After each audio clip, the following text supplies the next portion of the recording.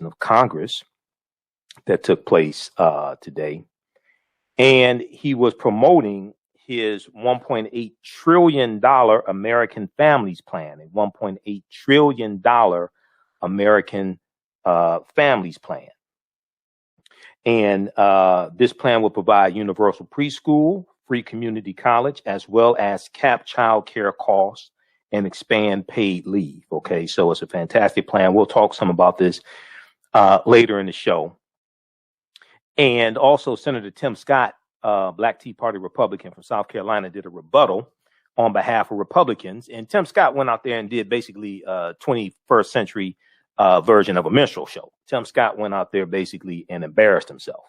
Okay, so we'll discuss that as well. All right, and I knew it would be bad what Tim Scott would do, but I didn't know it was going to be that bad. So yeah, he went out and embarrassed himself. I was watching Roland Martin Unfiltered before coming on the show, and hopefully we'll talk about this on Roland Show Friday when I'm on. But also what happened today in North Carolina, okay, in the Elizabeth City area, North Carolina, a judge rejects the bid for the public release of body cam videos regarding the killing of Andrew Brown Jr. Now, you know, we've been talking about this story out in North Carolina. The family has only been able to see, the family and attorneys have only been able to see 20 seconds of video showing the killing of Andrew Brown Jr. that took place Wednesday, May 21st, 2021. And they are calling the killing an execution. And they said he had his hands on the steering wheel while he was being shot. We know there was a press conference on Tuesday that results of an autopsy were revealed, an autopsy that the family had done. And the autopsy showed, according to attorneys for the family, the autopsy showed that Andrew Brown Jr. was shot 4 times in the arm, and the fatal shot was in the back of the head. So we'll give an update on what took place in court today. North Carolina judge rejects bid for public release of body cam videos in Andrew Brown Jr. shooting. All right, we'll discuss that. Then, unexpectedly, we got an update in the Ahmaud Arbery case. Okay, we remember Ahmaud Arbery was killed in Georgia and hunted down by 3 white men in Georgia. All right. Well, we found out today that the 3 men who are involved in killing Ahmaud Arbery were indicted on hate crime and kidnapping charges in connection with the death of Ahmaud Arbery. Okay, so we'll talk about that as well. The 3 men who are being charged with killing Ahmaud Arbery, they were indicted on hate crime and kidnapping charges today. Okay, so we'll discuss that as well. All right, and then we'll talk some about President Joe Biden's address, and we'll give you a brief breakdown of what happened. We'll talk about this some more on our show Thursday. Okay. Now, on the African History Network show, we focus on educating, empowering, and inspiring people of African descent throughout the diaspora and around the world, because right now it corrects wrong behavior. What you do for yourself, what you do to yourself, and what you allow other people to do to you and get away with is based upon what you think about yourself. What you think about yourself is based upon what you have been taught about yourself. What you've been taught about yourself is based upon everything you've read, heard, and seen about yourself. So when you control the radius of a man or woman's thoughts, you can control the circumference of his or her actions, because the mind can't do or teach what it doesn't know. Now, we deal with a number of different topics here on the African History Network show. We deal with current events in history and politics, education, economic empowerment, entrepreneurship, relationships, love, sex, health issues, and much, much more. Sign up for our email newsletter. Text the word Kemet, K-E-M-E-T, to 22828. To sign up for our email newsletter, text the word Kemet, K-E-M-E-T, to 22828. To sign up for our email newsletter. Also visit our website, AfricanHistoryNetwork.com. AfricanHistoryNetwork.com. Sign up for our email newsletter also, okay? I want to remind you that my new online course, Ancient Kemet, the Moors, and the Maafa, Understanding the Transatlantic Slave Trade, what they didn't teach you in school, that starts up Saturday, May 1st, 2021. Saturday, May 1st, 2021, 12 noon to 2 p.m. Eastern Standard Time. This is a 9-week, 18-hour online course that I teach, and we deal with thousands of years of history and what led up to the transatlantic slave trade taking place. We also deal with the ancient African presence in the Americas, going back tens of thousands of years ago, even before Native Americans came into existence. So we just posted the link here. You can register for it. Also register at our website, AfricanHistoryNetwork.com, AfricanHistoryNetwork.com. So I do a PowerPoint presentation. We have book references, articles, video clips. It's a 9-week, it's 9 consecutive Saturdays. It's a 9-week, 18-hour online course that I teach. And all this, we do the sessions live. All the sessions are recorded. So you can go back and watch it over and over again as well. Now, as soon as you register, I just finished a class. We had a class that just ended last week. So as soon as you register, there are 10 sessions of the previous class that you can go ahead and start watching. You can watch from around the world. The class is regularly $130, on sale $80. Ancient Kemet, the Moors, and the Maafa, Understanding the Transatlantic Slave Trade, what they didn't teach you in school. All right, you can give us a call, 313-778-7600 is the call-in number. If you have a quick question or comment, 313-778-7600 is the call-in number if you have a quick question or comment. Also, if you want to comment on Joe Biden's address to Congress dealing with the American Families Plan, the $1.8 trillion plan. And if you want to comment on Tim Scott's rebuttal on behalf of the GOP. Now, what's interesting is Joe Biden, during his speech, said white supremacy is terrorism. Okay, he called out white supremacy. He said white supremacy is terrorism in his speech. This is Joe Biden. In Tim Scott's rebuttal speech, Tim Scott said America is not a racist country. Tim Scott is black. Tim Scott is also against reparations, by the way.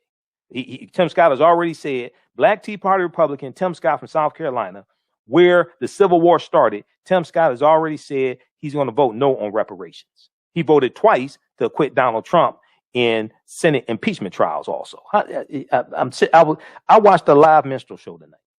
You listen to the African History Network show right here on 910 a.m. the Superstation of Future Radio. I'm Michael Imhotep. We'll be back in a few minutes. Gain knowledge in minutes from insightful summaries of progressive and socially conscious books. Blacklisted gives you access to curated content that'll satisfy your curiosity to learn and understand different perspectives. Empower yourself through inspirational and actionable ideas. It's easy to read or listen to on the go. Blacklisted. Empower yourself. Start your free trial today. We all know the cannabis industry is headed toward an uprise in the past decade. What happens when there is a brand that brings this uprise in a blow? The cannabis industry welcomes her uprise. Hustle her hemp. Delivering excellence with pride is her watchword, and how you choose to embrace it makes it a priority. From cultivating rich cannabis into exquisite and tastefully finished CBD products to delivery, Hustle Her Hemp leaves no stone unturned. Hustle Her Hemp's mission is to empower women of color by building business and creating legacies, uniting beauty, health, and business. We are a pure definition of how we want the CBD industry to become in the future. While we are redefining innovation, we bring the same energy to improving the quality of life. Hustle Her Hemp is the new uprise.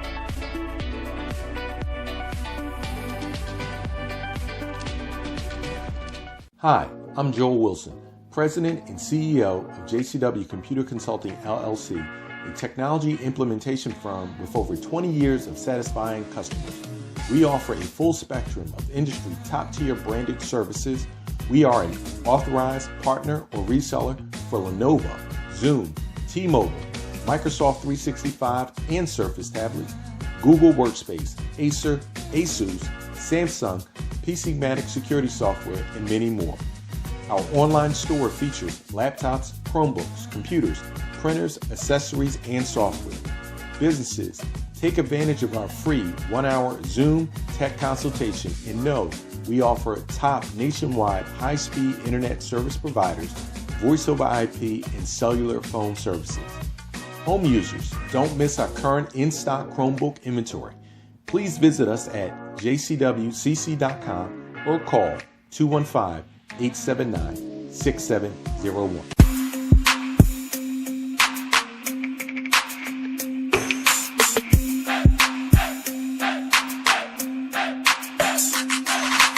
Are you getting ready for fall or winter?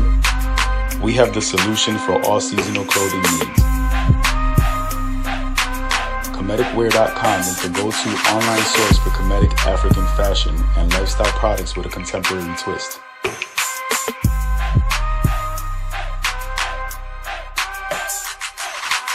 We're committed to offering unique styles reflecting our African heritage.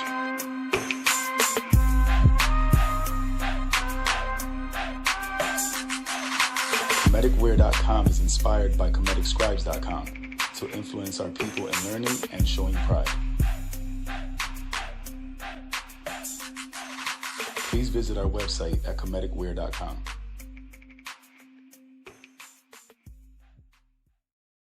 Welcome back to the African History Network show right here on 910 AM Superstation The Future Radio.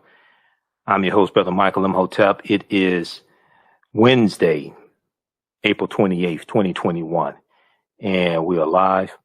Calling number is 313-778-7600 is the calling number. If you have a question or comment, 313-778-7600 is the calling number if you have a question or comment. All right. So I want to go to this first story. This deals with update in the case dealing with Andrew Brown, okay, out of North Carolina. So we found out today that a judge in Elizabeth City, a judge on Wednesday, rejected bids to have body camera footage of sheriff's deputies shooting Andrew Brown Jr. released to the public, but the judge said the man's family, Andrew Brown's family, would be allowed to view the videos. All right. Now, Superior Court Judge Jeff Foster, Foster, said turning over footage to news media could affect a potential trial of law enforcement officers who opened fire while serving an arrest warrant on Andrew Brown, who was 42 years old, in Elizabeth City, North Carolina. Okay, now Judge Foster ruled today the release at this time would create a serious threat to the fair, impartial, and orderly administration of justice. Okay, the release at this time would create a serious threat to the fair, impartial, and orderly administration of justice. Confidentiality is necessary to protect either an active internal or criminal investigation or a potential internal or criminal investigation. Okay. He said confidentiality is necessary to protect either an active internal or criminal investigation or a potential internal or criminal investigation. Now, Judge Foster ordered the sheriff to allow Andrew Brown's immediate family and attorney to privately view body cam footage from 4 deputies within the next 10 days, okay? And this is 10 calendar days, not 10 business days, but 10 calendar days. Judge Foster ordered the sheriff to blur faces or name tags of deputies involved before showing footage to Brown's family. Now, the judge also said he would revisit the issue in 30 to 45 days once investigations of the incident are completed. All right. Judge Foster said today, and we're going to pull this article up here from NBC News. Let's turn on the screen share here just a second. Pull up this article from NBC News. NC judge, North Carolina judge, rejects bid. North Carolina judge rejects bid for public release of body cam videos in Andrew Brown Jr. shooting. Okay, this is from April 28th, 2021 from NBC News. All right, now let's go back to this article here.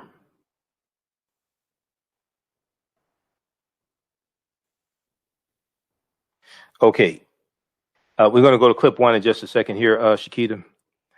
So the judge said that he would revisit the issue in 30 to 45 days once the investigations of the incident are completed.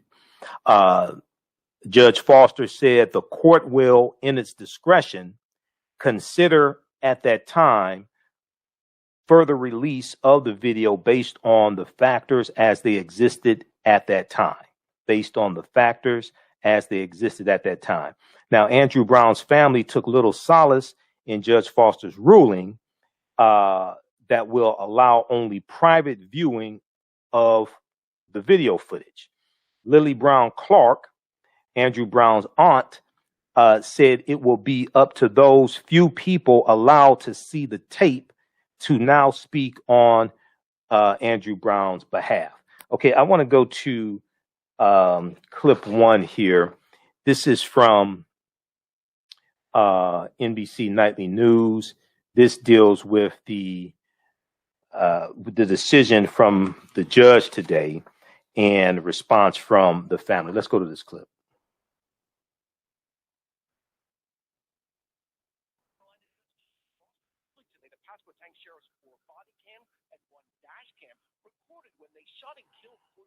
Andrew Brown will be disclosed to his surviving family and lawyer. That means in 10 days they can watch the redacted videos but not have copies. Andrew Brown's 92-year-old grandmother. Would you like to see that video? Yes, I would. Would you like to publicly see that video? Yes, I would. Why? Because then everybody know what happened. And right now? Right now, nobody knows what happened. The sheriff today. Well, what would have been the ideal outcome? Release. Full release. Monday, the sheriff played a single 20-second clip. This was the execution. Attorney Chantel Sherry Lassiter described it. They run up to his vehicle shooting. He still stood there and sat there in his vehicle with his hands on the steering wheel while being shot at. But in court today, the district attorney called her description patently false, that Brown's car was driving towards the officers and makes contact with them. It is then and only then that you're shot. I still stand by what I saw in that clip. Street security cameras show the SWAT team arriving. In the next 30 days, the DA says an independent state investigation should be completed. Then a decision. Does the DA charge the officers? The deputies remain unnamed, but had an attorney in court today. The officers are very distraught over what happened and feel for the family of Andrew Brown. We believe that the shooting was justified. If no officers are charged, the DA says he will release the video. Tonight, extra law enforcement has been deployed here to keep the peace. Okay, so that was from today. Were you all able to hear the clip? Okay, I'm asking, were you all able to hear the audio we just played? So that was from today in Elizabeth City. Now, on Roland Martin Unfiltered, and I have to get the video of this. If you saw Roland Martin Unfiltered today, the April 28th edition, you know, he interviewed one of the attorneys for the family. And the one of the attorneys for the family, I forgot his name, he addressed the issue that you just heard that came up in court today regarding I think it was the prosecuting attorney who said that, or it was one of the attorneys, he's either the prosecuting attorney, or I think it was the prosecuting attorney who said that, or one of the defense attorneys who said that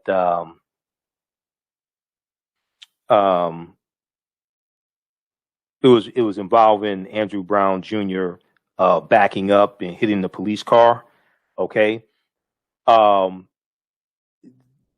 of the attorneys for the family said that there's a difference between you trying to hit officers with your car or hit officers who are in a car and just backing up and hitting a car that may not have officers in it. He said that when Andrew Brown Jr. was backing up and hit one of the police vehicles, he did not pose a threat to the officers. Okay, so you're gonna hear more about this. I want to get that clip and play it on the show tomorrow. All right, 313-778-7600 is the call-in number if you have a quick question or comment. So that took place today. We're still waiting to see the full video. It could be up to 10 days before the family gets to see the video. Now, I want to go back to this article here. Okay, so Lily Brown Clark, Andrew Brown's aunt, said it will be up to those few people allowed to see the tape to now speak on Andrew Brown's behalf. Okay, she said, quote, Andrew has been deliberately silenced. His voice now will be the cameras and the family and the attorneys, but we must hear what he has to say by looking at those cameras. Okay, she said that Wednesday afternoon. She went on to say, and I don't know why law enforcement people have this weird obsession with killing our black men. It just doesn't make any sense. But now she should talk to Tim Scott. She should talk to Tim Scott, because Tim Scott just said today that America is not a racist country. All right. Reverend Bernice King, okay, daughter of Dr. Martin Luther King Jr. and Coretta Scott King. We know yesterday was Coretta Scott King's birthday. She tweeted that something to the effect of, she said something to the effect that Tim Scott lives in another America. Or what America does Tim Scott live in? All right. Tim Scott is going, I'm telling you, he's going to catch hell behind that speech he gave tonight on behalf of the White Nationalist Party, the GOP, especially when he said America is not a racist country. It leads one to believe he's never studied history of this country. Okay. Racism is a system of advantage and privilege distributed based upon race. What the COVID pandemic did was expose the structural inequities largely based upon race in this country. Now, in many states, going back to this article from NBC News, and we're going to go to clip 2, Shakita. In many states, law enforcement footage, such as video shot from the dashboard of police cars, and let me flip back over here. I'm going to flip back over here to the article.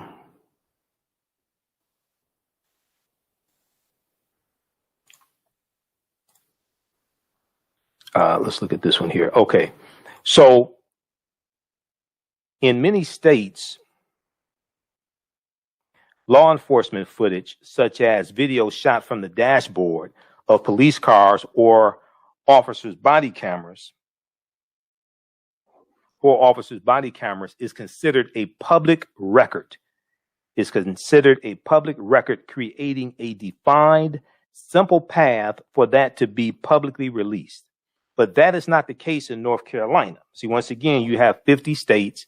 You have like 50, these are 50 individual governments. Different states have different laws, okay?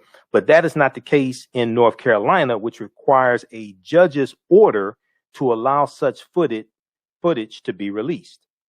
District Attorney Andrew Womble also said Andrew Brown's car can be seen in footage moving backward and then forward each time making contact with officers, okay?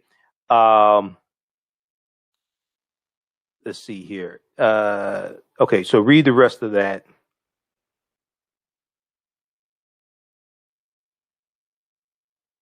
Let's see here. Okay.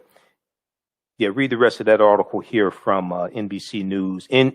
North Carolina judge rejects bid for public release of body cam video in Andrew Brown Jr. shooting. All right, I want to go to this second clip here. This is from the readout, Joanne Reed, MSNBC. Judge denies release of Andrew Brown Jr. killing regarding body cam footage. And I think in this clip, she is speaking with Georgetown law professor Paul Butler. Let's go to clip 2, Shakita.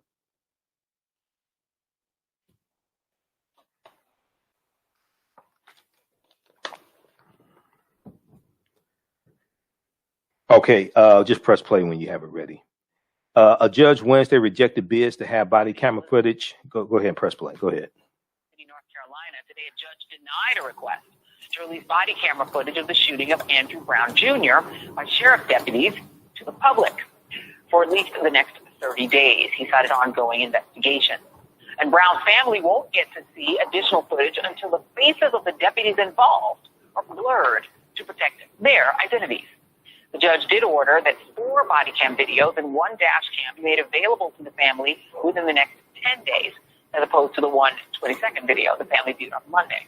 In a statement, family attorney Ben Crump said he was disappointed, quote, in this modern civil rights crisis where we see black people killed by the police everywhere we look. Video evidence is the key to discerning the truth and getting well-deserved justice for victims of senseless murders, unquote. Body camera footage is the focus of another death in police custody, this one of 26-year-old Mario Gonzalez in California on April 19th. Video released today showed Alameda police officers pinning him to the ground for several minutes face down. And we should warn you, this video is disturbing. Oh, no wonder. Yeah, I got it. Hey, you got it. What do you have? Sorry. No, it's not that. Okay. No, it wasn't that. Okay. No. Stop. No, wait.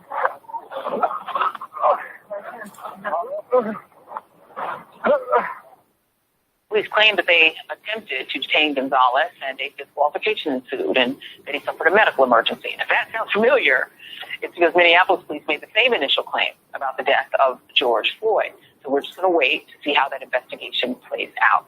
At a rally demanding release of the body cam video yesterday, Gonzalez's brother said his brother's death in police custody was in the same manner as George Floyd. President Biden is expected to make a renewed push tonight to pass the police reform bill named for George Floyd, the Justice in Policing Act, which Vice President Kamala Harris co-authored as a California senator. Joining me now, Paul Butler, Georgetown law professor and former federal prosecutor, and Mark Claxton, retired NYPD detective and director of the Black Law Enforcement Alliance. Paul, I want to go to you first on the refusal to release this video. They're making the statement that essentially people will see the video and jump to conclusions, but people are already jumping to conclusions. What do you make of this denial of the release? The judge is claiming releasing the video now will impact the investigation. That's a common excuse when the cops don't want the public to see something. So we've seen more transparency in other high-profile cases. In Columbus, Ohio, video was released within hours of the shooting of Ma'Khia Bryant.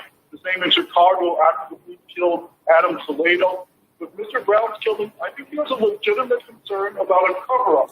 If the video exonerated the cops, I think we would have seen it by now. That is the point, and I think that is clear. Mark, just on the Alameda case, we're trying to keep all of these cases in our mind at the same time. But there are similarities between that case, the statement that was put out, and the statement that was put out on George Floyd. In George Floyd's case, they say officers were able to get the suspect into handcuffs and noted he appeared to be suffering medical distress. Officers called for an ambulance. He was transported to Hennepin County Medical Center, an ambulance where he died a short time later. That was a lie. And here in the Mario Gonzalez case, that officers attempted to detain the man and a physical altercation ensued. At that time, the man had a medical emergency. Officers immediately began life-saving measures and requested the Alameda Fire Department to the scene. Alameda Fire Department transported the male to a local area hospital where he later died. These almost read like cookie-cutter statements that are put out that just pop out of a vending machine. And that's why I like to refer to them as claims. I don't even say they said. I just say they claim, because you really they fall apart so often. Yeah, unfortunately, where black and brown bodies are routinely now on a regular basis just killed at the hands of law enforcement. We're getting a witness not only the apathy of government in large part over these killings, but the ugly underside of what has become the policing profession, which forces us to make some harsh decisions moving forward as to whether or not how we want to proceed with this policing thing. Let me ask you this question. Mark, let me ask you this question, because you're a former law enforcement officer. What is going on? It feels like after the initial Black Lives Matter movement started to build up, there was a reduction in violence. The police took a second thought and took a step back before committing violence. This feels like an escalation. Does it feel like that to you?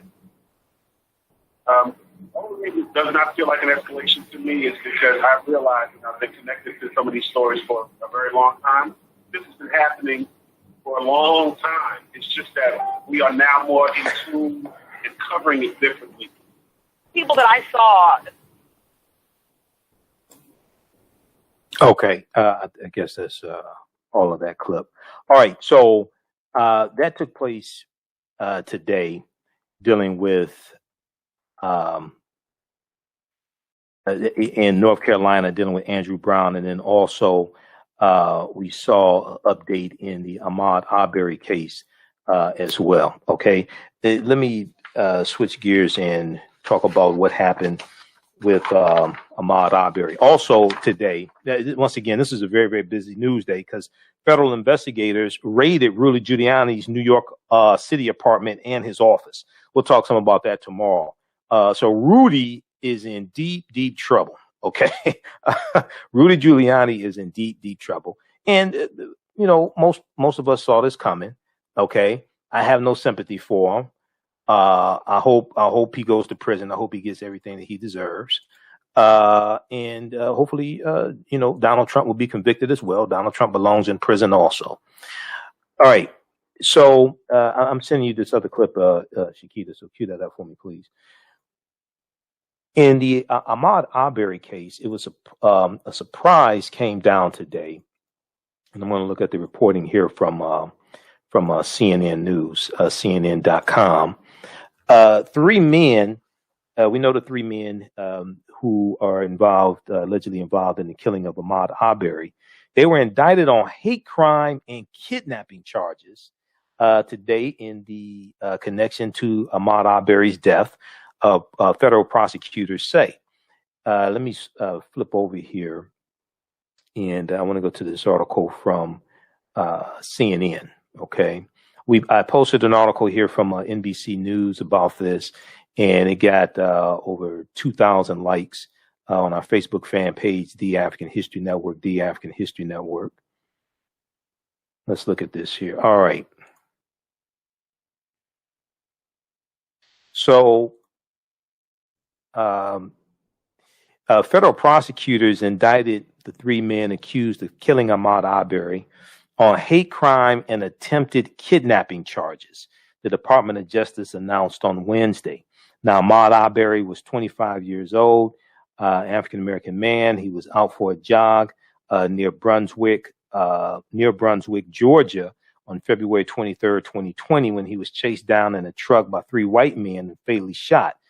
Two of the three men, Gregory and Travis McMichael, claimed to be conducting a citizen's arrest and acted in self-defense. A third man, William Roddy Bryan Jr., who recorded video of Arbery's death, allegedly hit Arbery with his truck after he joined the McMichaels in the chase. Okay, here are these three dumbasses mugshots. Okay, hopefully they go to prison also. Be nice if they have a cell next to Derek Chauvin and keep each other company. But, you know, they're probably different states, so they may not end up together, but who knows? Now, all three men were charged with one count of interference with rights and with one count of attempted kidnapping, according to a news release from the Department of Justice.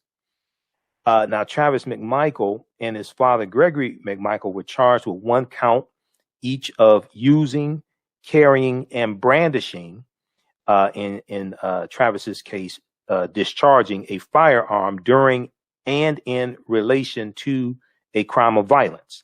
Now, Wanda Cooper Jones, who was Ahmaud Arbery's mother, told CNN, it's one step closer to justice, is one step closer to justice. They did the investigation properly and they came out with those indictments. So my family and I were pleased.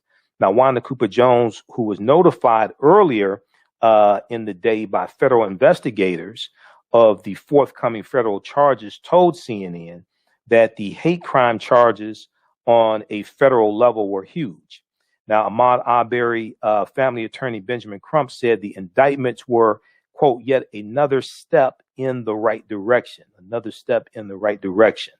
Now, this is attorney Benjamin Crump put out a statement that said this is an important milestone in America's uphill march toward racial justice, and we applaud the Justice Department for treating this heinous act for what it is, a purely evil, racially motivated hate crime. Now, Jason Sheffield and Robert Rubin, attorneys for Travis McMichael, said in the statement, quote, we are deeply disappointed that the Justice Department bought the false narrative that the media and state prosecutors have promulgated. Brian's attorney, Kevin Gow, also expressed disappointment. He said, Roddy Bryan has committed no crime. We look forward to a fair and speedy trial to the day when Mr. Bryan is released and reunited with his family. I think you may be waiting a long time, player, on that one. Because I remember what, let me pull up just a second here. Let me pull this other picture here. What Roddy Bryan told police officers on the scene is different than what he said when he was sitting on the couch next to his wife, holding a press conference, trying to distance himself from the other two idiots. Okay, it was different. Okay, I'm going to pull up this clip here. I'm going to send this to you also, Shakita. Let me pull up I'm going to pull up this picture of Ahmaud Arbery as well. We covered this story when this footage came out. And what it showed was that what he said, what William Roddy Bryan said to police is much different than what he was claiming. Okay? I'm going to find this clip here in just a second. What we're going to do, we're going to go ahead. I just sent you a clip of Joe Biden from his address to Congress. Shakita, we're going to go to that clip here in just a second, and we'll come back to Ahmaud Arbery. So in Biden's address to Congress today, a joint session of Congress. Now, normally, when at the beginning of the year, the president will do his State of the Union address. But when you have a new president, they've only been in office for 2 or 3 months, right? It's an address to a joint session of Congress. So Joe Biden laid out his American Families Plan. His American Families Plan, which is a $1.8 trillion plan to help families.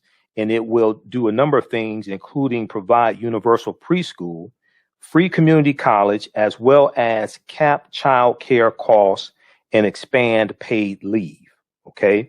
Now, to pay for this plan, the White House is proposing tax hikes on the rich, including raising the top tax rate on the wealthiest Americans and increasing the capital gains tax on households making more than $1 million a year, raising the capital gains tax to 39.6%. Okay. I want to go to this clip. So there was a portion of the speech. He's dealing with a number of different topics here in the speech, but it's focused on the $1.8 trillion American Jobs Plan. And Biden also talked about gun violence, and he talked about the need for HR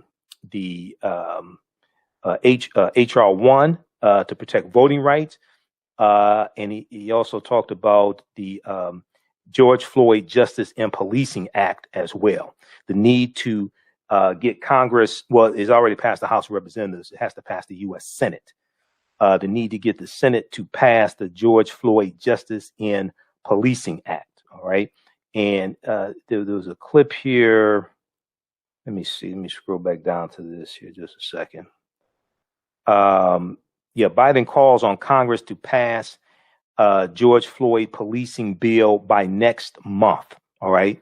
Joe Biden invoked the murder of George Floyd to call on the nation to reckon with racism and other forms of discrimination. Joe Biden said, quote, "We have all seen the knee of injustice on the neck of Black America. Now is our opportunity to make some real progress." Joe Biden said, adding that the majority of police officers serve honorably. He went on to say, quote, "We have to come together to rebuild trust between law enforcement and the people they serve to root out systemic racism in our criminal justice system." Now, keep in mind, what's his name? Donald Trump. Donald Trump didn't admit that systemic racism existed. Okay. When pressed on a private phone call with Bob Woodward, when Bob Woodward was writing his book, he, halfway admitted systemic racism existed. But in public, Trump doesn't even want to admit systemic racism exists. One.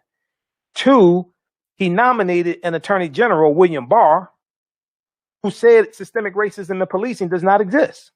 You all remember that? Okay.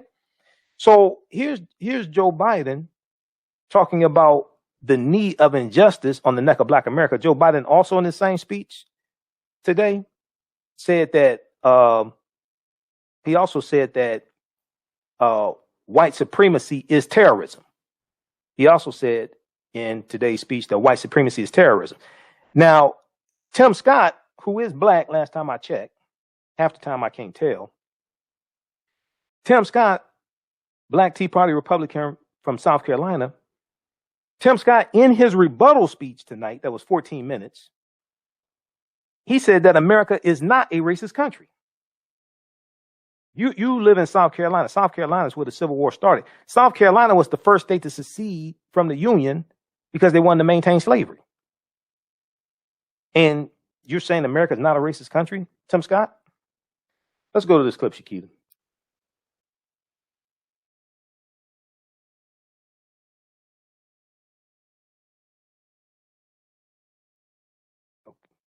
Press play, take it off mute.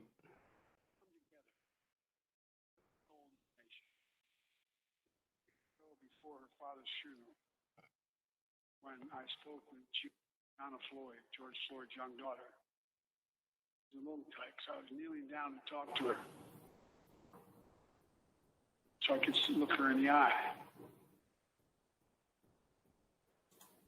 She looked at me, she said, "My daddy changed the world."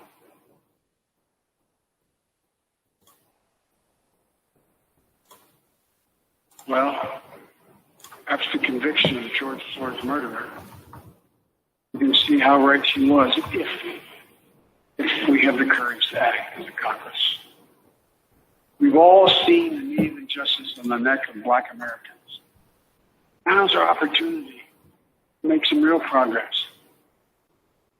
The vast majority of men and women wearing a uniform and a badge serve our communities, and they serve them honorably. I know them. I know they want.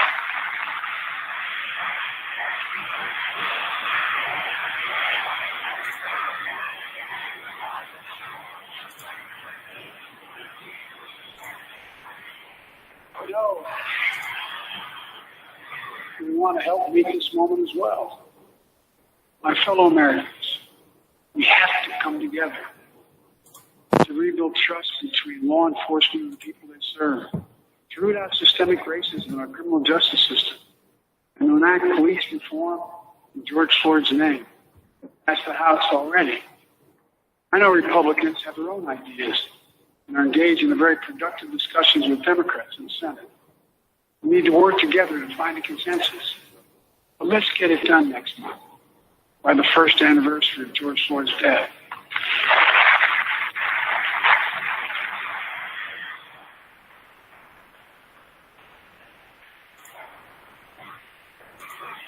The country supports this reform, and Congress should act.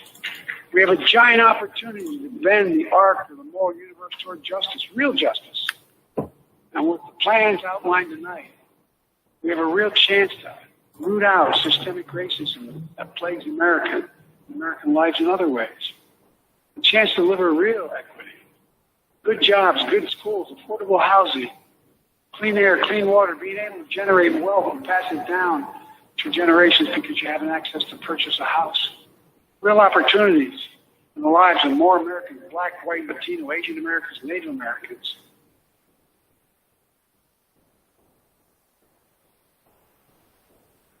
All right. So that was part of the speech today. And we'll talk some more about the speech tomorrow. All right. We're out of time here on 910 AM Superstation WFDF. Those watching on Facebook and YouTube, keep watching. We're going to keep broadcasting for a few more minutes. Remember, at the African History Network, we focus on educating, empowering, and inspiring people of African descent throughout the diaspora and around the world, because right now it's correct wrong behavior. It's not over till we win. Wakanda forever. We'll talk to you tomorrow. Peace.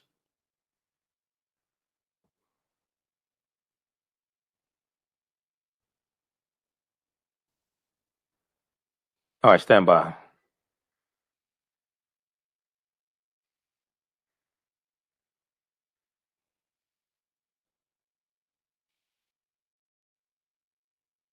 All right, stand by, everybody. Stand by.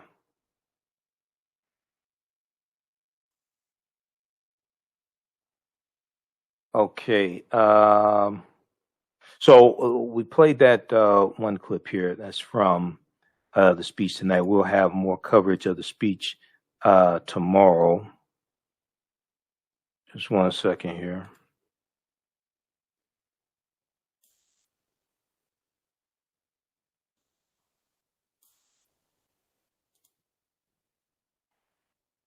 All right, let's see. Let me pull this up here. Okay. All right, how's everybody doing? Okay.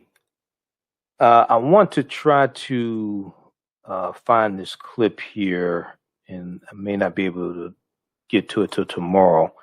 But this was William Roddy Bryan. This is going back to Ahmaud Arbery. And okay, this is right here.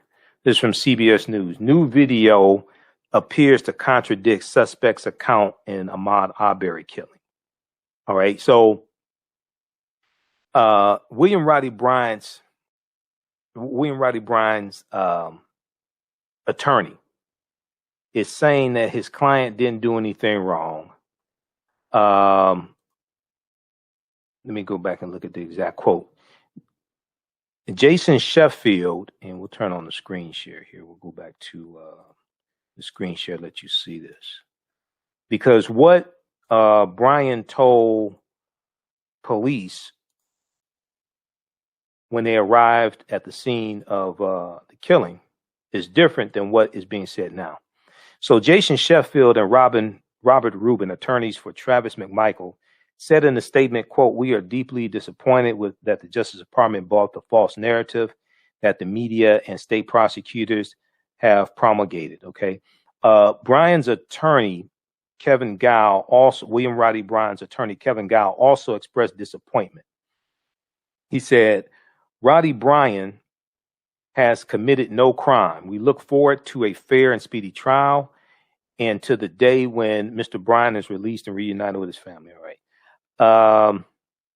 Now, all three men used force to interfere with Arbery's rights. All three men used force to interfere with Arbery's rights. Federal prosecutors said all three men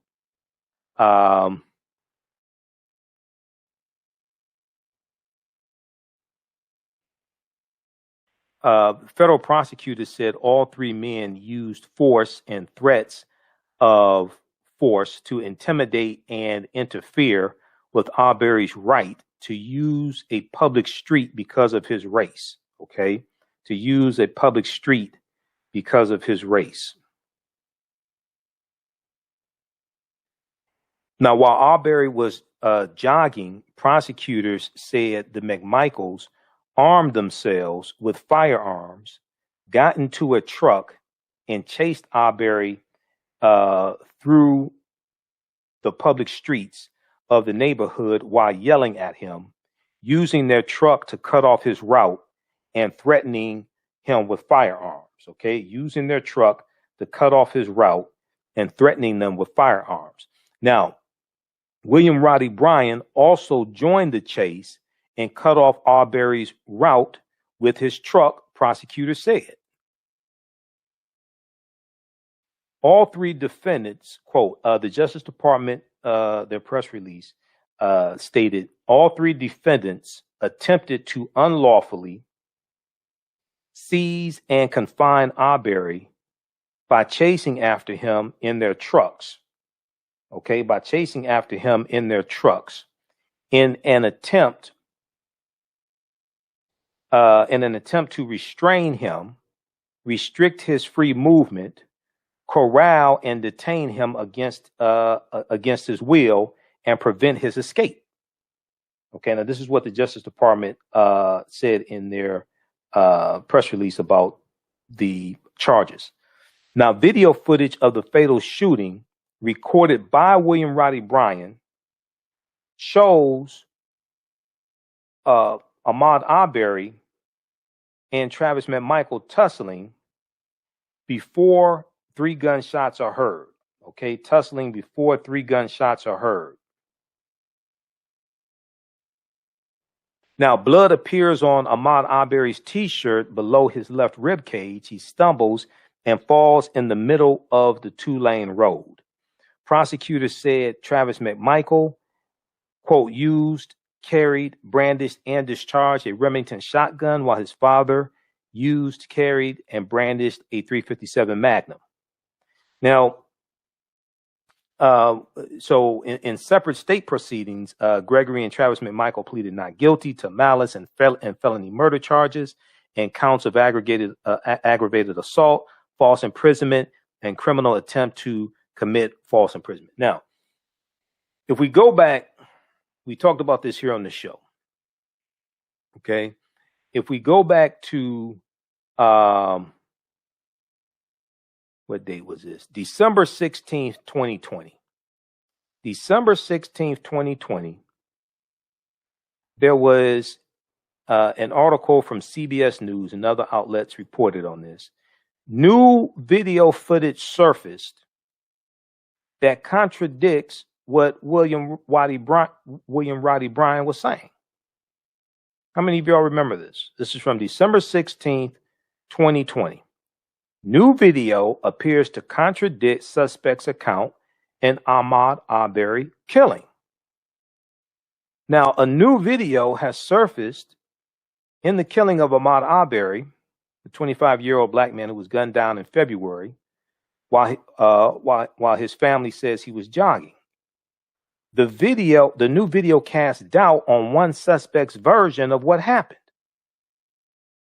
The police body cam video was taken just moments after Ahmaud Arbery was killed. It shows the crime scene and investigators near the young man's body. The video obtained by CBS Jacksonville affiliate WJAX shows officers talking to William Roddy Bryan at the crime scene. Bryan was asked by one of the police officers on the scene, "You're a passerby or coming through?" William Roddy Bryan, who says he had nothing to do with it, he was just observing, he was just recording, he told the officer not necessarily.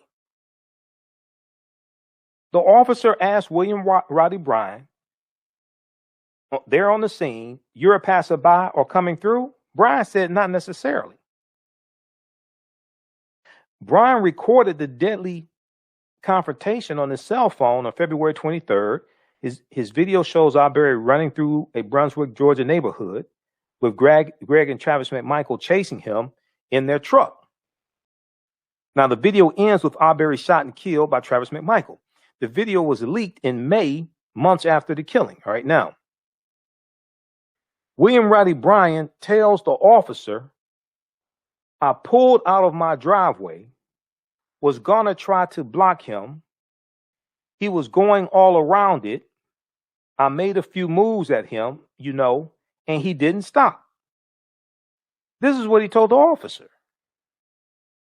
Now, Bryan's attorney, Kevin Gow, who we just read a statement from that came out today, Bryan's attorney, Kevin Gow, back in December 16, 2020, still maintains that his client, quote, has never been more than a witness in the shooting. But that doesn't sound like a witness. That sounds you were involved. See, that's what Kevin Gow, attorney Kevin Gow, said when this new video surfaced. He said, "Oh, we maintain that he has never been more than a witness in the shooting." Sounds like you were involved in it. Let's go to this clip here, because what you said to the police is different than what you said when you held a press conference sitting next to your wife, trying to back away from what happened after the video of Ahmaud being killed was released and it went viral. See, these white men didn't know this was going to blow up like this. They thought they could just get away with this killing. They didn't know it was going to blow up like this. When the video of Ahmaud being hunted down and killed went viral, William Roddy Bryant held a press conference. He's sitting on the couch next to his wife, and he's saying he's just a bystander. Okay? He's just a witness. After he held that press conference, then December 16, 2020, then body camera footage came out of one of the officers that he talked to there on the scene of the crime. And he told the officer something much different than what he was saying in that press conference. Let's go to this clip here. Let me see if we can cue this up. Video has surfaced in the killing of Ahmaud Arbery. Tonight, new video has surfaced in the killing of Ahmaud Arbery. He is the 25-year-old black man who was gunned down in February while his family says he was out jogging. The new video casts doubt on one suspect's version of what exactly happened. Here's CBS's Omar Villafranca. This police body cam video taken just moments after Ahmaud Arbery was killed shows investigators standing near the young man's body. In the video, obtained by our Jacksonville station WJAX, officers are seen talking to William Roddy Bryan at the crime scene. You're a passerby coming through? Nah, not necessarily. Bryan recorded the deadly February 23rd confrontation on his cell phone. His video shows Arbery running through a Brunswick, Georgia neighborhood with Greg and Travis McMichael chasing him in their truck. It ends with Arbery shot and killed by Travis McMichael. The video was leaked in May, months after the killing, and immediately sparked national outrage. The McMichaels were arrested and charged with murder, and Arbery's family also wanted Bryan behind bars. I had nothing to do with it. Before his arrest, Bryan maintained his innocence, saying he had nothing to do with the confrontation and killing of Arbery. But the new body cam video reveals a different story. I pulled out of my driveway, was going to try to block him. But he was going all around it, and I made a few moves at him, and he didn't stop. Bryan was eventually arrested and charged with murder. All three men have pleaded not guilty and were denied bail. I just spoke with Bryan's attorney, Kevin Goff, who still maintains that his client was nothing more than a witness to the shooting. In a statement, Ahmaud Arbery's mother, Wanda Cooper Jones, says she wants all the suspects held fully accountable by the law. No trial date has been set. Nora? Omar Villafranca, thank you. Okay, so that was from that article's from December 16th, 2020. All right, December 16th, 2020.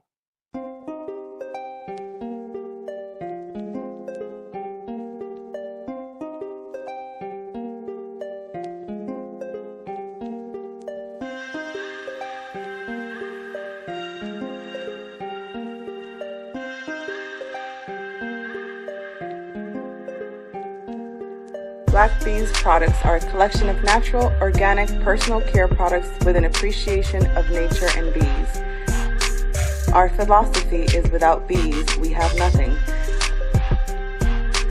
We are honoring our Nile Valley ancestors who understood the importance of bees. Black Bees created a high-quality, natural, organic personal care line that would be affordable to everyone. We hope you try and enjoy our Black Bees products line and come back and visit us at blackbeesproducts.com. We all know the cannabis industry is headed toward an uprise in the past decade.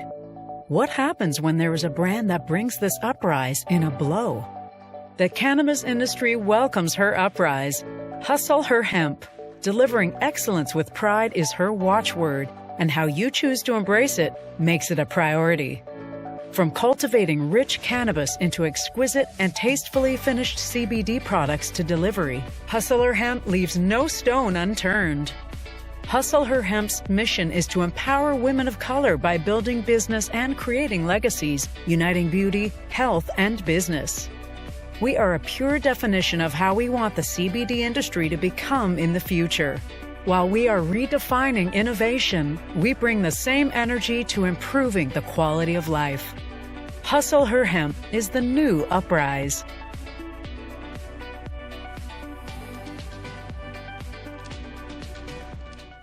With blackbusinesstee.com, the messages are clear and meaningful. Keep your business in the black and out of the red. Mind your black business, know your numbers, and plan strategically. Black Business Boss, lead your industry. Support black business, encourage, patronize, and uplift one another. blackbusinesstee.com currently has products sold in Detroit, Atlanta, Chicago, and Los Angeles, with proceeds returned to the black community. They have a wide selection of hoodies, t-shirts, mugs, hats, sweatshirts that support black-owned businesses. Visit the website blackbusinesstee.com. That's blackbusinesstee.com. For 25 years, the Black History 101 Mobile Museum has carried on the rich legacy of the Black Museum movement in America by showcasing original artifacts of the Black experience at colleges, universities, K-12 schools, corporations, libraries, conferences, and cultural events, making it the most traversed Black History mobile exhibit in American history. Dr. Khalid El Hakim is the founder of the Black History 101 Mobile Museum, and he is a highly sought-after public speaker on topics of Black history, social studies, education, museum studies, hip-hop, and race relations. Dr. Khalid was named among the change makers for NBC Universal's Erase the Hate campaign and listed as one of the 100 men of distinction for Black enterprise. He recently founded the Michigan Hip Hop Archive on the campus of Western Michigan University. The Black History 101 Mobile Museum is currently scheduling in-person and virtual exhibits nationwide. For more information, please contact Dr. Khalid Al Hakim directly at 313-645-4197, 313-645-4197, or visit their website at blackhistorymobilemuseum.com. That's blackhistorymobilemuseum.com. You can also email him at bhistory101@yahoo.com, bhistory101@yahoo.com. Okay, we'll talk more about Biden's address to Congress. We'll talk some more about that tomorrow. We know that he was promoting his $1.8 trillion American Families Plan. Now, let's look at, I want to look quickly here. There's a piece from the Washington Post that I was looking at dealing with top 5 takeaways from Biden's American Families Plan. Top 5 takeaways from Biden's American Families Plan. Okay, let's see here.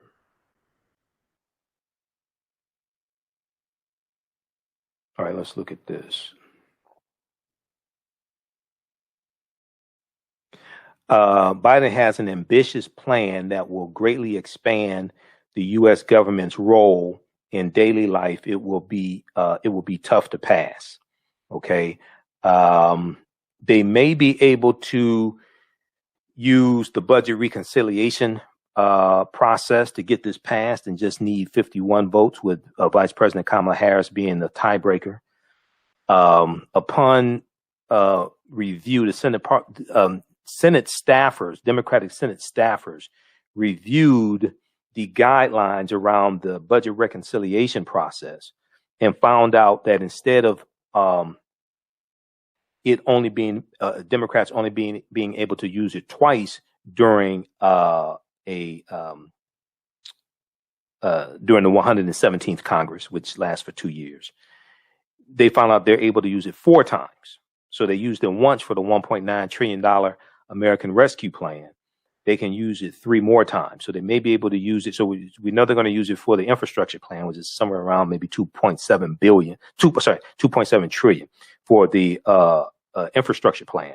Okay, the American Jobs Act. They may be able to use it also for the American Families Plan. Now, number one, this is a big expansion of U.S. government support for families. This is a big expansion of U.S. government support for families. And let's flip over to the screen share once again. This is a piece from the Washington Post, top 5 takeaways from Biden's American Families Plan. Also, if you want a transcript of the speech, you can go to whitehouse.gov, okay, because all the transcripts of speeches that a president gives is at whitehouse.gov. And at NBC News, they have the full video of his speech also. So we'll cover this speech more tomorrow, because politics is the legal distribution of scarce wealth, power, and resources, and the writing of laws, statutes, ordinances, amendments, and treaties, their adoption, interpretation, and enforcement. So what he was talking about tonight directly impacts African Americans. Okay. And the center of this, the center focus of the speech today was dealing with explaining to Americans what's in the American Families Plan, breaking it down part by part, explaining how it's going to impact them, and then putting pressure on Republicans to get this passed, or putting pressure especially on the Senate, because it should pass the House with no problem. It's going to be hard to get it passed in the Senate. So he wants to explain to Americans, both Democrats and Republicans and independents, what's in the bill, how this is going to help them, how this is going to make their lives better. So they put pressure on their members of the House of Representatives and the Senate. They call them, send them emails, etc., to put pressure on them to pass this bill. And that's what you do. That's smart. That's what you do. Okay. Let's see here. So let's go back to this one from the Washington Post. There was also one I was reading dealing with the top 5 takeaways or something like that from NBC News as well. NBCnews.com. Okay, let's look at this.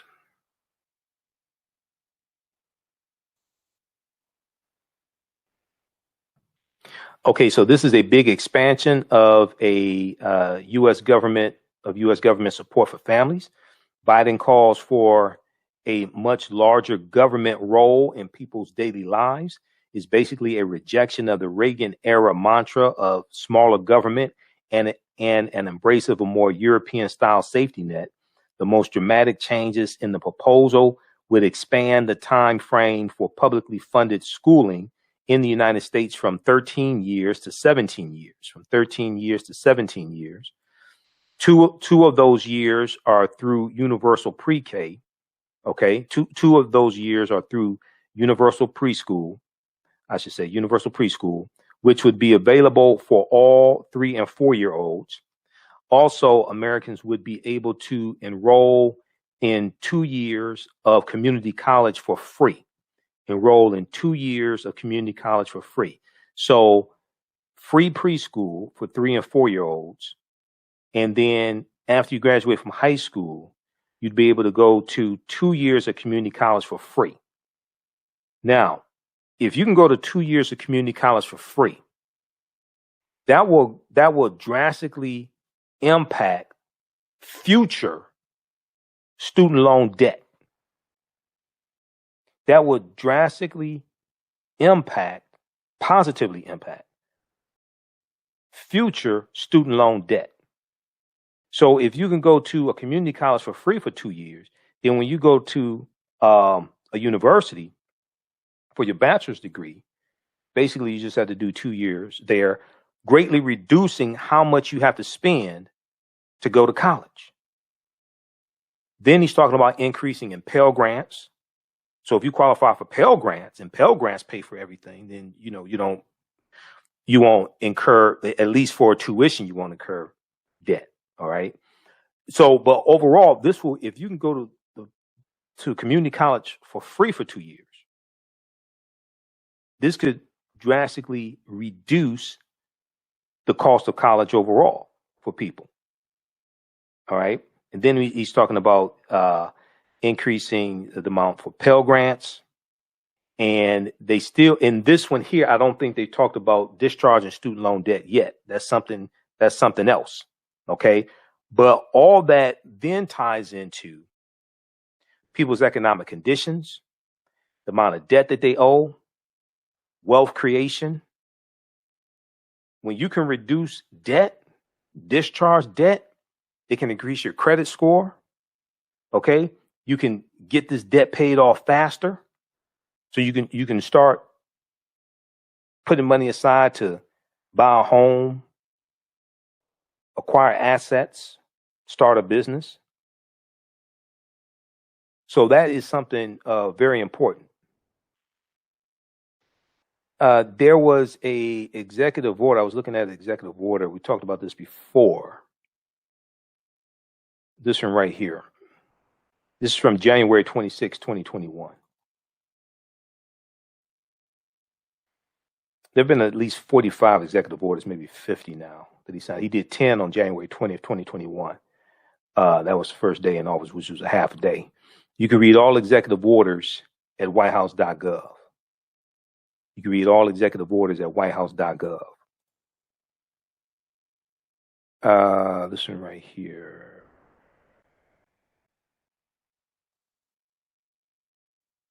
Memorandum on redressing our nation's and the federal government's history of discriminatory housing practices and policies.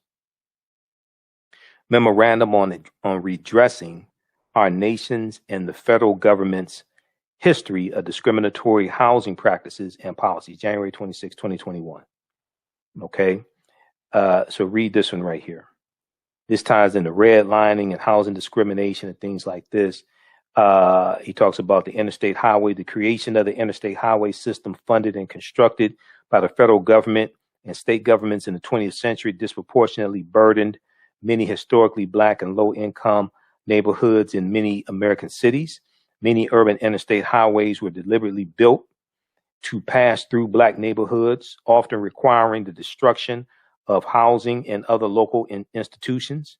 To this day, many Black neighborhoods are disconnected from access to high quality housing, jobs, public transit, and other resources.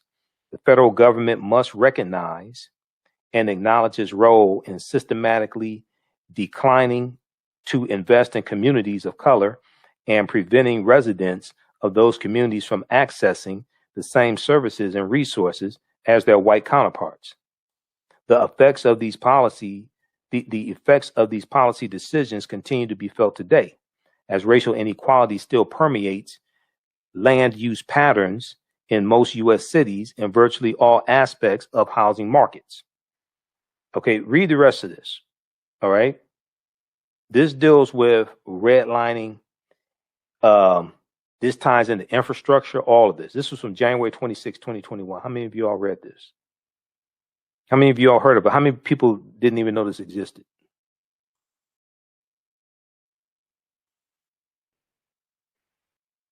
Okay. See, this is an example of how elections have consequences.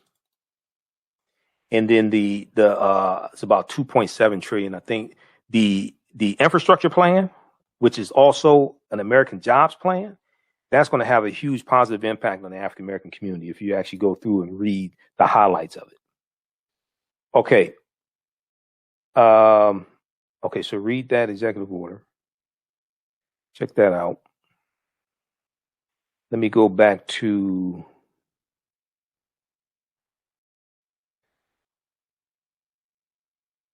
let's see what we're looking at here. Okay. The highlights here.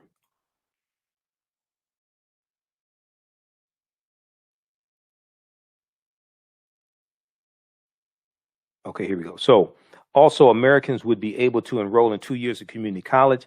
The plan also calls for 12 weeks of guaranteed paid family and medical leave, 12 weeks of guaranteed paid family and medical leave, so Americans can take off time when a child is born or take care for themselves or a sick relative. All right, 12 weeks. Now that's just not for women, that's for fathers also. It's not just for mothers, that's for fathers as well. Now, other initiatives include a government payment of $3,600 per year for each child under 6 years old. Now, that's not just for white children, that includes African American children. So for people who, because I was reading some of the comments when Roland Martin was broadcasting, because Roland started his show today an hour late. He started at 7 o'clock because they were going to also broadcast Biden's speech. And you had some dumbasses comment on Biden's speech. You could tell they don't study politics. Okay? Basically, everything he talked about impacts African Americans. Other initiatives include a government payment of $3,600 per year for each child under 6 years old, and $3,000 per year for each child aged 6 to 17 for parents earning less than $125,000 a year. Increasing Pell Grants to help low-income students pay for college, and more generous child care subsidies. All this stuff will positively impact African Americans. As I've said before, a policy or bill or law does not have to say Black or African American for it to benefit you. A policy or law does not have to say Black or African American for it to benefit you. And if you really want to be honest, when you understand how many white people got to vote on this stuff, it's better if it doesn't say Black or African American if you actually want to get the stuff passed. When you realize how many white people got to vote on this in the House of Representatives and the Senate, it takes 218 votes in the House to get any bill passed. With the Congressional Black Caucus, there's only about maybe 59. L.C. Hastings of Florida just passed away. So I think it's 58, 59 in the House of Representatives that are members of the Congressional Black Caucus. And it takes 218 votes to get a bill passed in the House.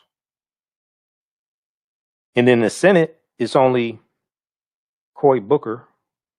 Because Tim Scott, who did the rebuttal tonight, Tim Scott is not a member of the Congressional Black Caucus. He didn't join the Congressional Black Caucus. Tim Scott is also against reparations. Tim Scott has said he's not voting for reparations. Let me show you what I posted on our Facebook fan page, the African History Network. So in the Senate, there's only one member of the Congressional Black Caucus in the Senate. That's Senator Cory Booker.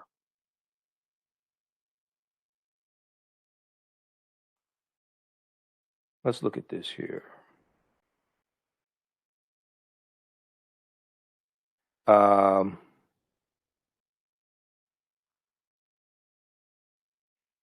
So I posted this on our fan page, the African History Network. Let's look at this.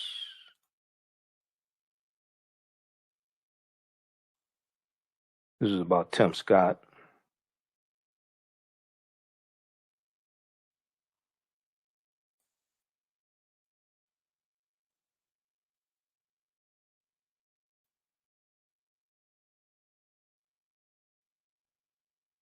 I said, Tim Scott, let's see here. said, Senator Tim Scott, who is black and against reparations, just said America is not a racist country. Okay? He's black and against reparations. In the speech, he said America is not a racist country. What the hell America does he live in? Hold on, let me flip back over to this.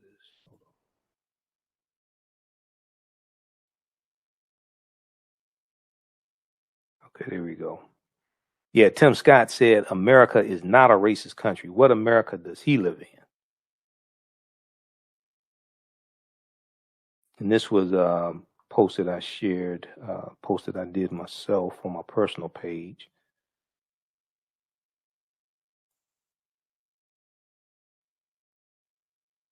And then I also did a post here dealing with what Joe Biden said.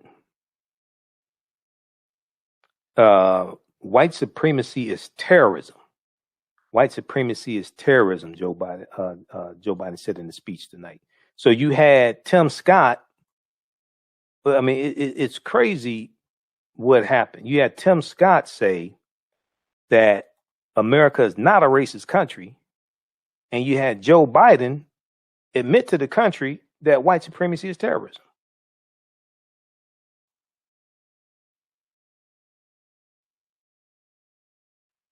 All right, so all that happened today.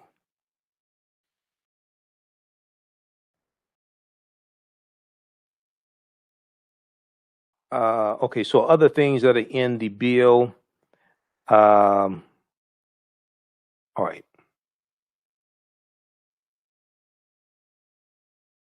Now, also in the bill, and we'll flip back over to this and then get out of here.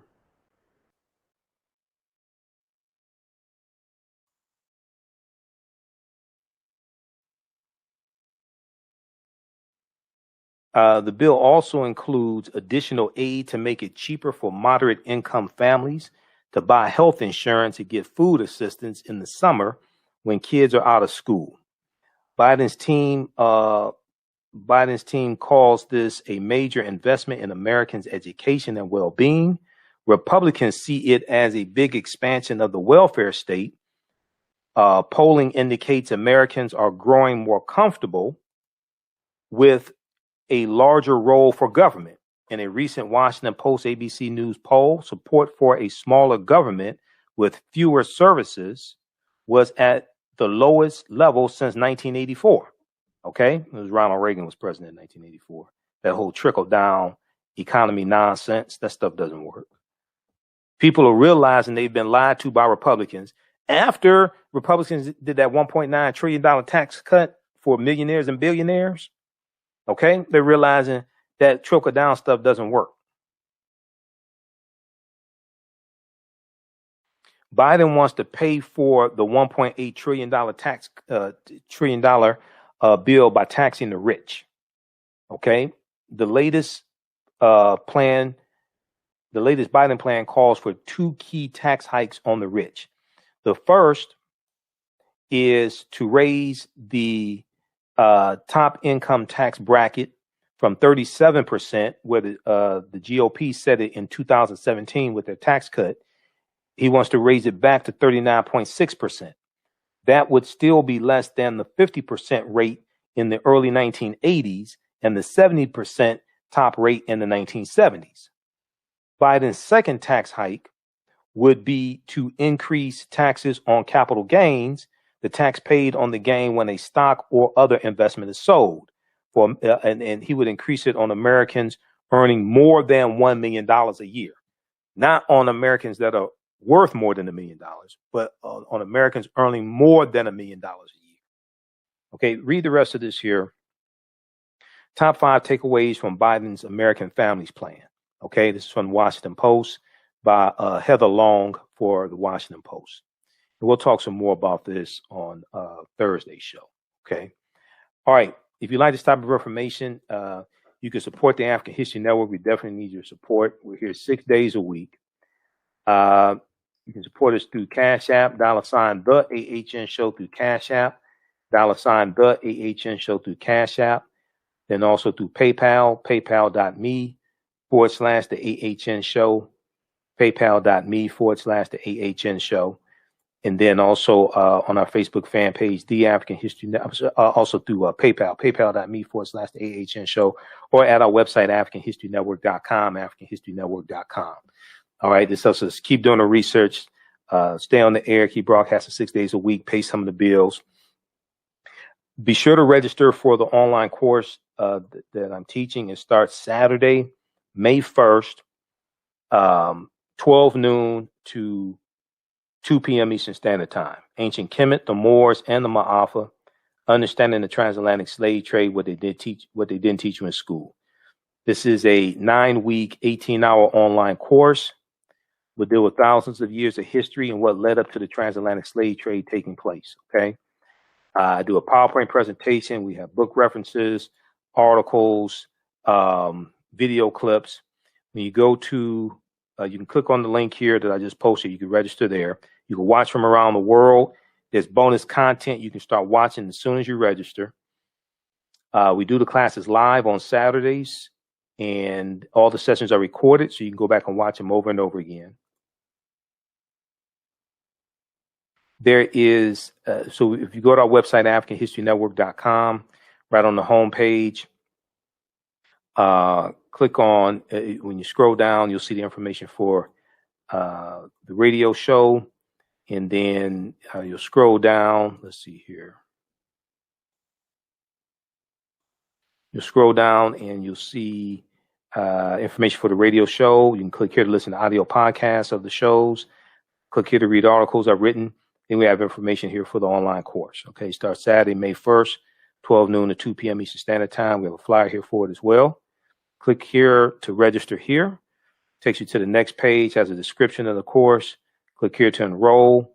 It's regularly $130, on sale $80. And as soon as you enroll, you can start watching the content, okay? And then you'll be ready for class on Saturday, May 1st, 12 noon to 2 p.m. Eastern Standard Time. And once again, we do the class live. You can ask questions in the class through the live text chat. And all the sessions are recorded as well. So you can go back and watch them over and over again. You can watch from around the world, okay? All right, look, we have to get out of here. Remember, the African History Network, we focus on educating, empowering, and inspiring people of African descent throughout the diaspora and around the world, because right now it's corrects wrong behavior. It's not over till we win. Wakanda forever.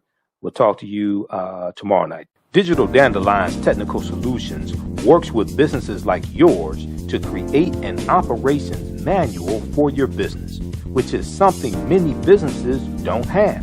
According to AARP, more than 30% of small business owners are over 50 years old.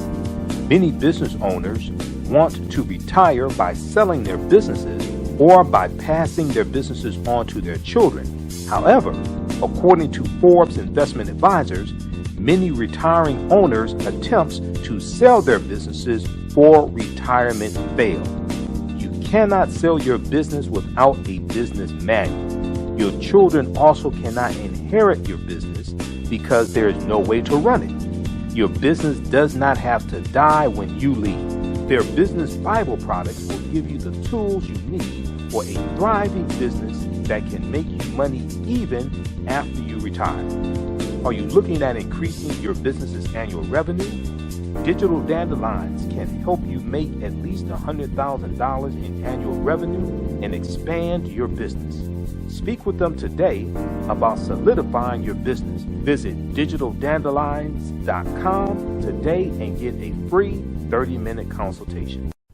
For 25 years, the Black History 101 Mobile Museum has carried on the rich legacy of the Black Museum movement in America by showcasing original artifacts of the Black experience at colleges, universities, K-12 schools, corporations, libraries, conferences, and cultural events, making it the most traversed Black History mobile exhibit in American history. Dr. Khalid El Hakim is the founder of the Black History 101 Mobile Museum, and he is a highly sought-after public speaker on topics of Black history, social studies, education, museum studies, hip-hop, and race relations. Dr. Khalid was named among the change makers for NBC Universal's Erase the Hate campaign and listed as one of the 100 men of distinction for Black enterprise. He recently founded the Michigan Hip Hop Archive on the campus of Western Michigan University. The Black History 101 Mobile Museum is currently scheduling in-person and virtual exhibits nationwide.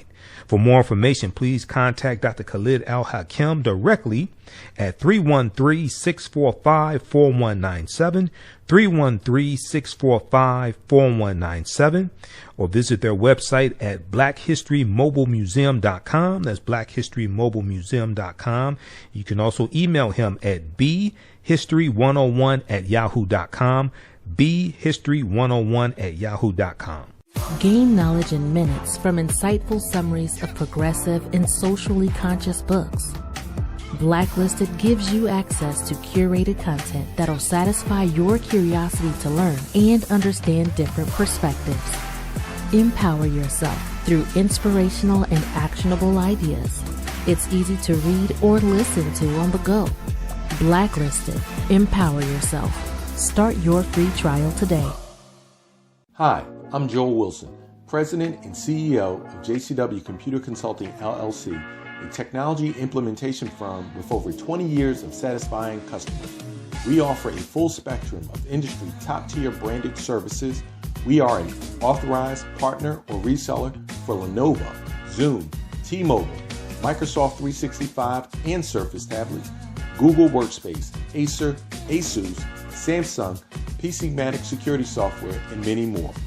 Our online store features laptops, Chromebooks, computers, printers, accessories, and software. Businesses, take advantage of our free 1-hour Zoom tech consultation and know we offer top nationwide high-speed internet service providers, voice over IP, and cellular phone services.